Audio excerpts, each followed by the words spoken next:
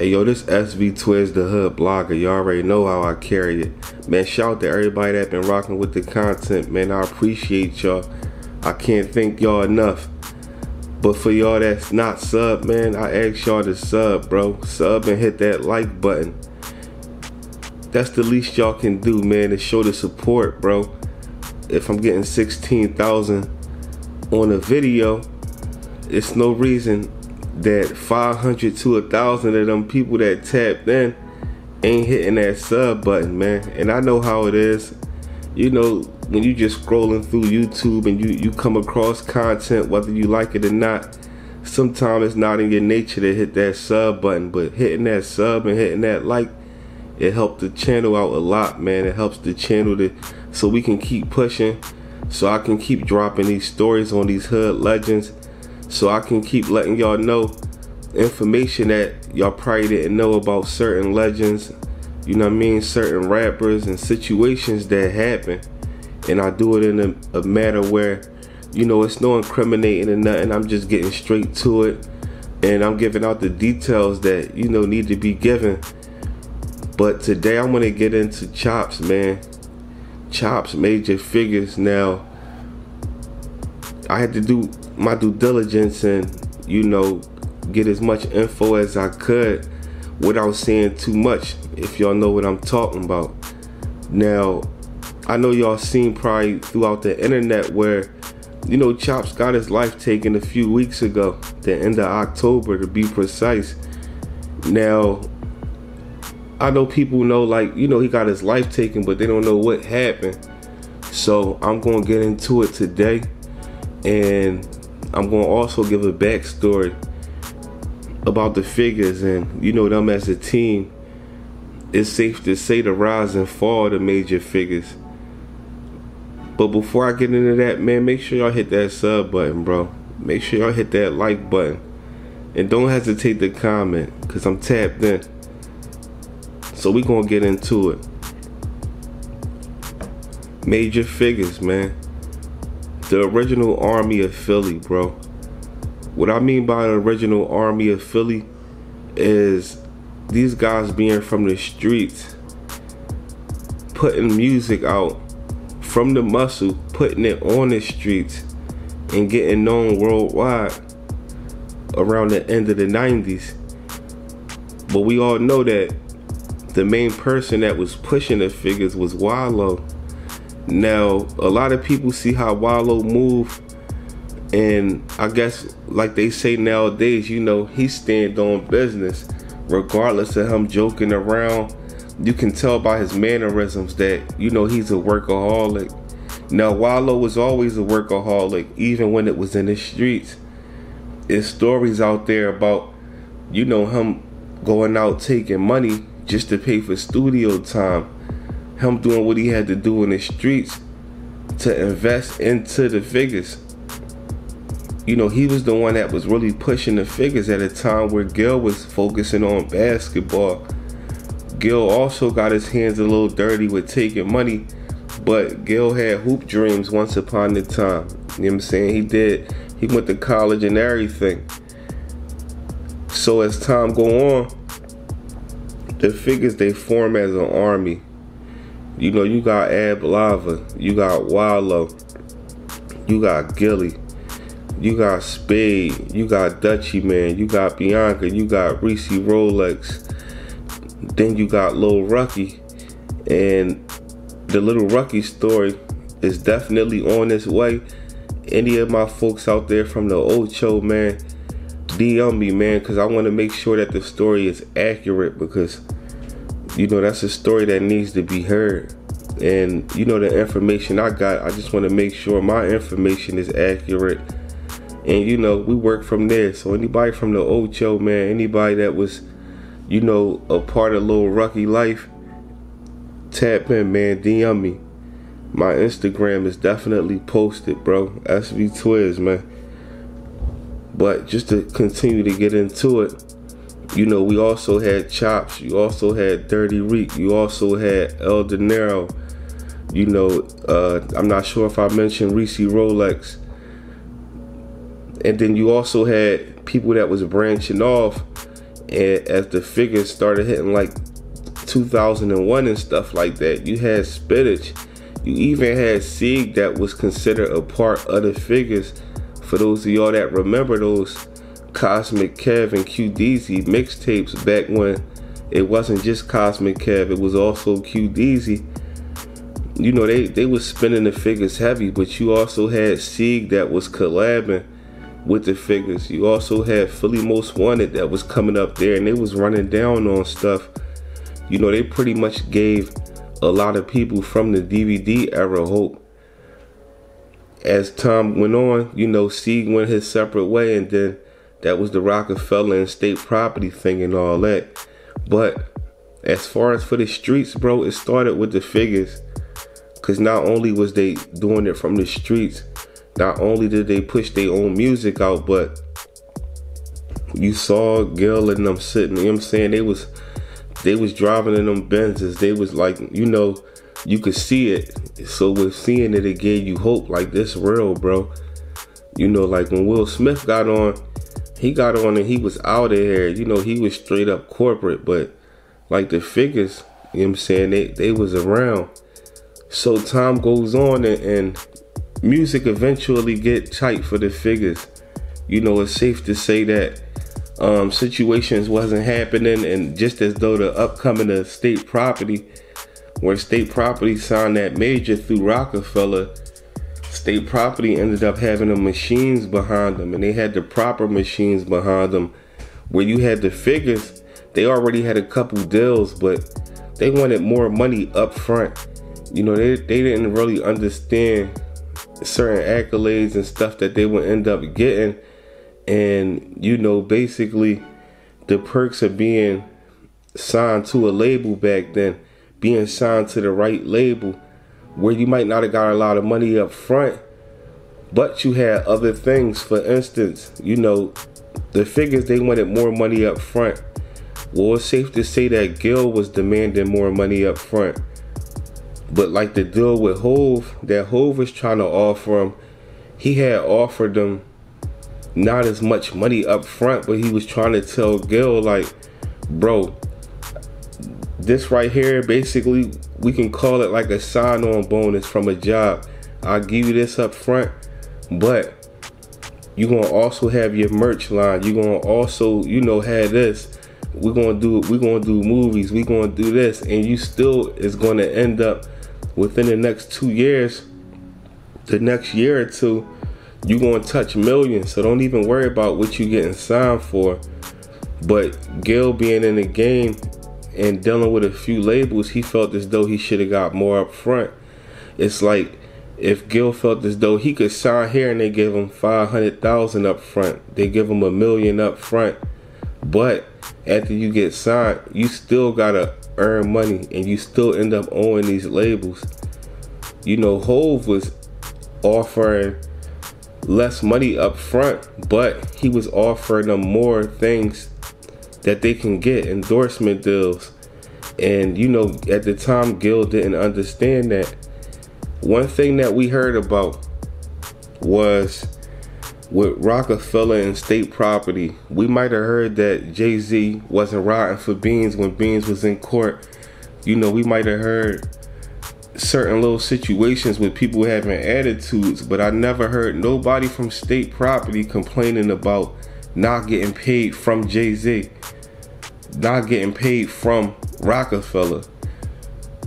I never heard no complaints about that. So we got to keep that in mind.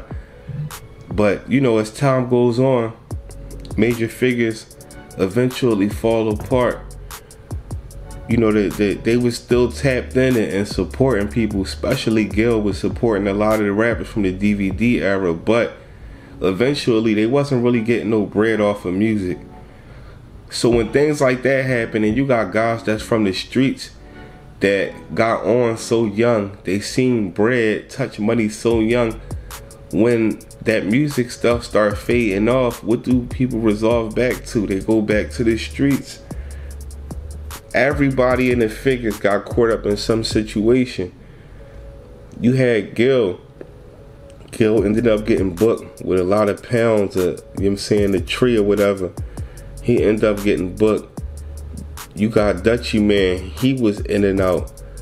Then, you know, we also had back in 03 where, you know, like I said earlier, Lil Rucky got his life taken. You know, Bianca ended up, you know, doing what she do. Like, I didn't hear no legal issues and nothing, but, you know, eventually the team falls off. So everybody that's out there, they trying to survive and get it through the streets.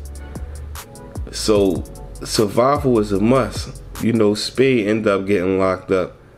So you got Chopz. Let's talk about Chopz.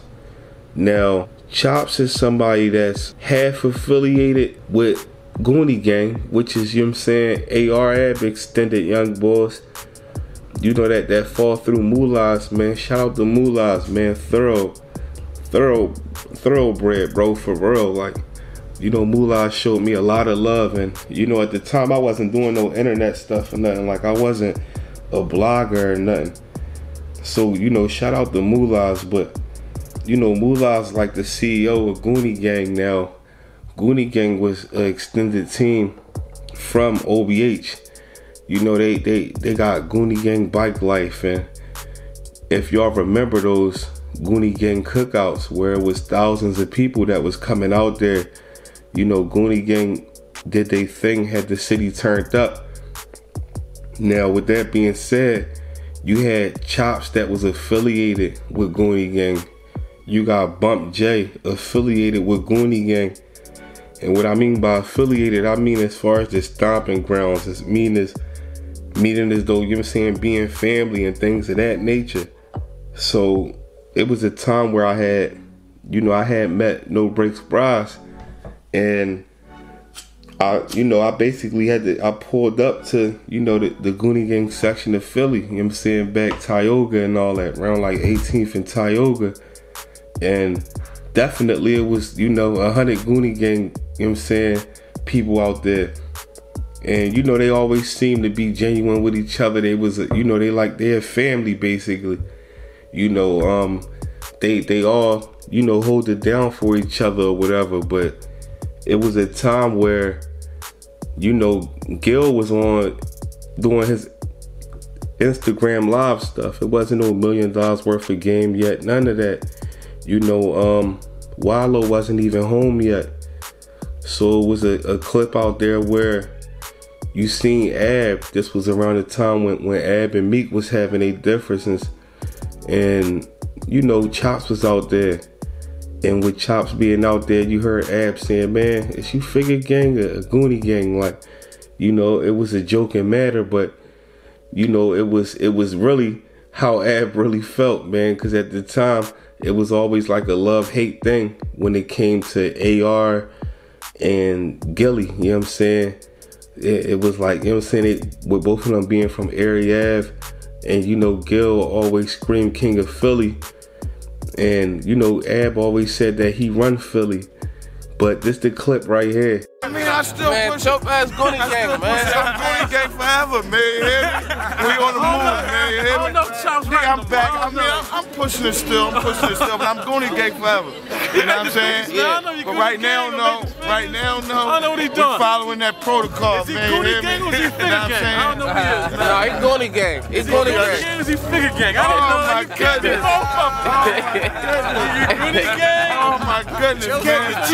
Oh my goodness. We Goonie Gang forever. We Goonie Gang forever. You know, man. Goonie Gang headquarters on the Ocho, man. They took me in like family. The Ocho took me in like family, man. Come on, man. We gave him the And boat, both of my brothers was down. Come on, man. Naskin was down. Ant was down. All the big guys that was down. I treaded down there though. You dig me? Now, with seeing that clip, we all know that, you know, Ab had the city in the palm of his hands. He had the world tapped into the city of Philly. And we see Chopz, you know, around him. And he wasn't the only one, man. Everybody was supporting Ab. You seen members from the prop coming. Everybody that was somebody was coming around AR.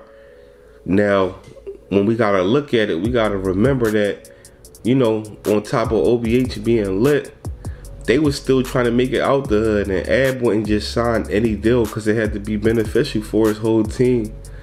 you know, Ab had a lot of people on OVH, and he really stood on business when it came to making sure his whole team benefited from whatever deal they had. That's why Ab remained being independent, because whatever position he put one of his artists in, he could make sure that they get that full bread. So you got Chopz, where Chopz, he was outside, man. Chopz was outside for real, bro. And that never really changed as far as after the, you know, the downfall of the Figgas. You know, as far as what he was doing out there, of course, I'm not going to get into detail. You know what I'm saying? He's a legend from the city, and his legacy must lives on. But, you know, he was outside for real. And it came to a point where, you know, artists like Chopz, where it's like, you know, it's about survival. They still got the love for the music, but it's about survival.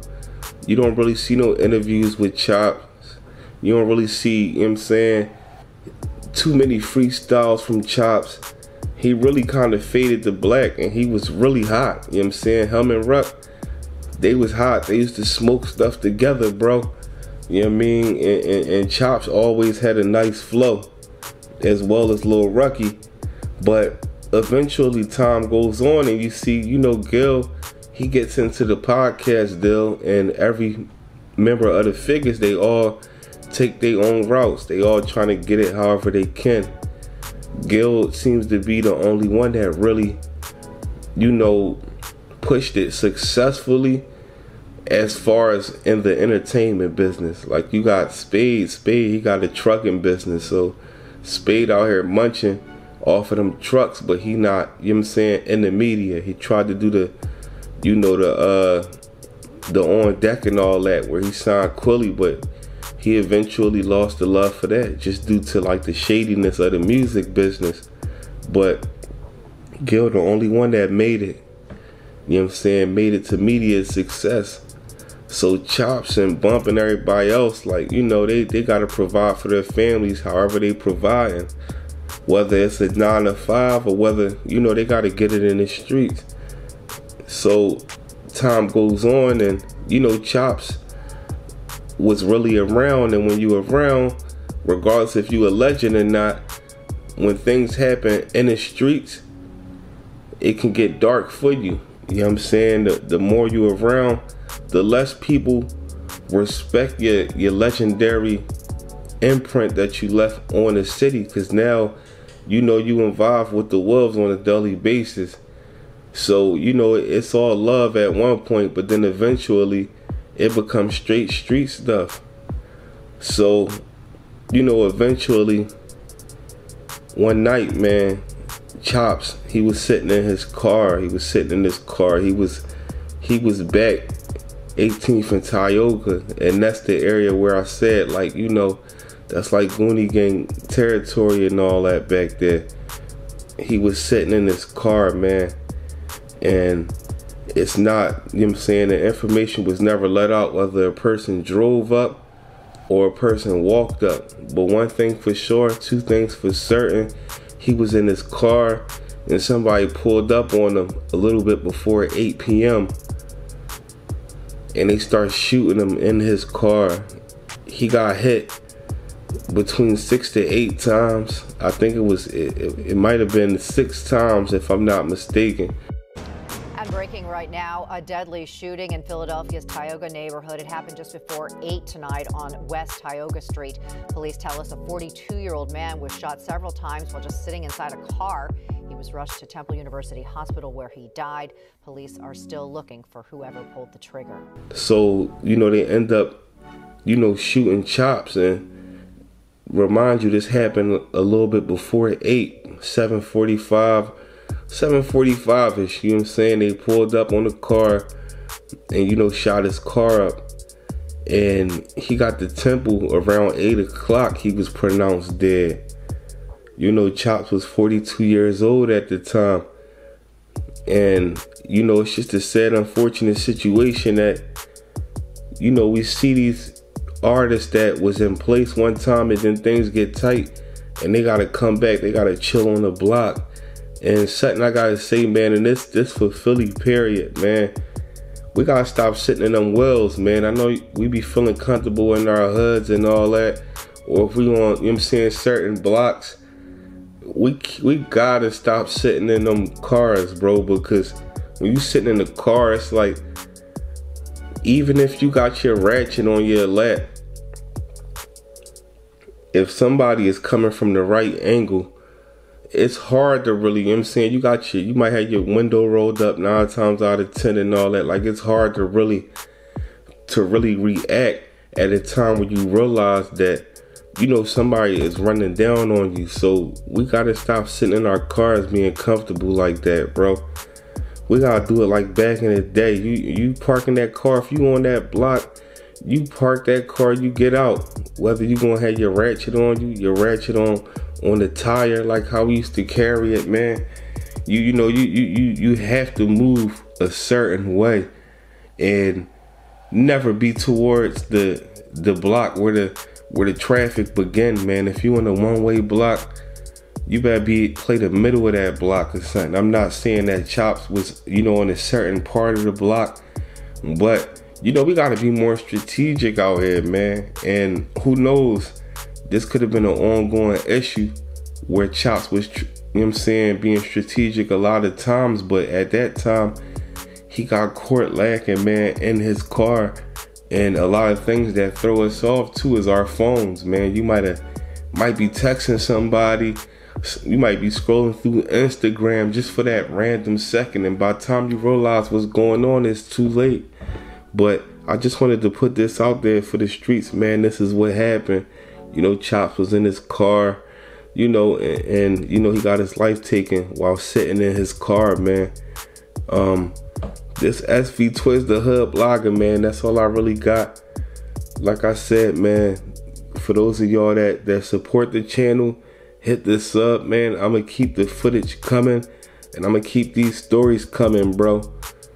Hood blogger. There's a thin line between life and death. An SV Twiz film that shows the truth about what's going on in the hood. I'm telling you, bro, I can't call it.